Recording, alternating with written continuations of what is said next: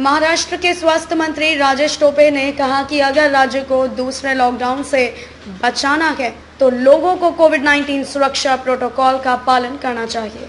टोपे ने कहा कि बीते 2 दिन पहले वह राज्य में कोरोना संक्रमण के बढ़ रहे मामलों पर चिंता जताते हुए मुख्यमंत्री उद्धव ठाकरे से मिले। इस मामले को लेकर मुख्यमंत्री ठाकरे का कहना था कि अगर नए मामले ऐसे ही तेजी से बढ़ते रहे तो कुछ शहरों में हमें लॉकडाउन लगाना होगा।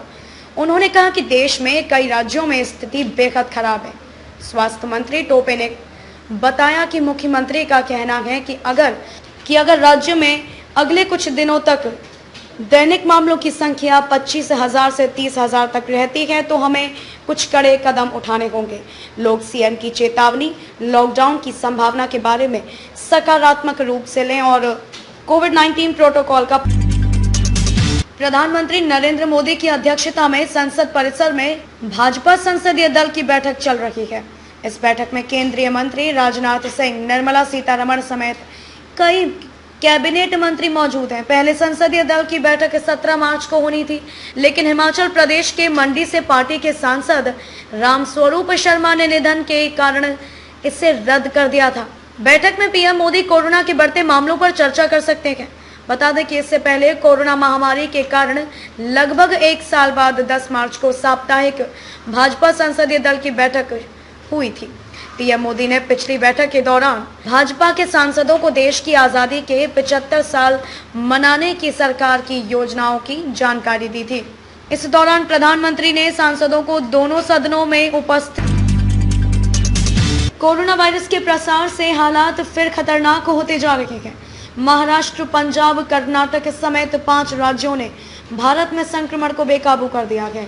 इन राज्यों में ही अकेले 80% से अधिक नए मामले हैं। देश में पिछले 24 घंटों में कोरोना के 40,000 से अधिक नए मामले आने के बाद कुल पॉजिटिव मामलों की संख्या 1,16,00,000 हो गई है। कोरोना मरीजों की बढ़ती संख्या को देखते हुए कई राज्य सरकारों ने नाइट कर्फ्यू लगा दिया है, जबकि कुछ ने लॉकडाउन की घोषणा की है। इसके अलावा स्कूलों में होने वाली ऑफलाइन क्लासेस को एहतियातन बंद कर दिया गया है। कोरोना की रफ्तार को रोकने के लिए महाराष्ट्र सरकार ने नागपुर में 31 मार्च तक लॉकडाउन लगाया है। इसके अलावा पुणे, औरंगाबाद और अमरावती समेत कई जगहों पर नाइट कर्फ्यू लगाया हुआ है। भाजपा ने पश्चिम बंगाल विधानसभा चुनाव के आखिरी 4 चरणों के लिए मंगलवार को 13 नामों का ऐलान कर दिया है। इनमें 2 मौजूदा विधायकों को टिकट दी गई है। इनमें दार्जिलिंग से नीरज तमांग जिम्बा और बगदा से विश्वजीत दास शामिल है। पार्टी ने बालूरघाट विधानसभा सीट से अर्थशास्त्री अशोक लाहिरी को भी टिकट दी है। बीजेपी ने पहली लिस्ट में 57 नामों का ऐलान किया था। इसमें सबसे बड़ा नाम शुभेंदु अधिकारी का था।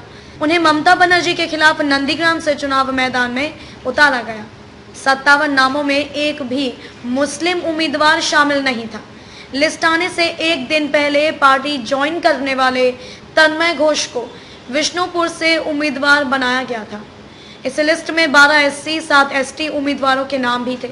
बीजेपी ने पहली लिस्ट में 57 नामों का ऐलान किया था। इसमें सबसे बड़ा नाम शुभेंदु अधिकारी का था।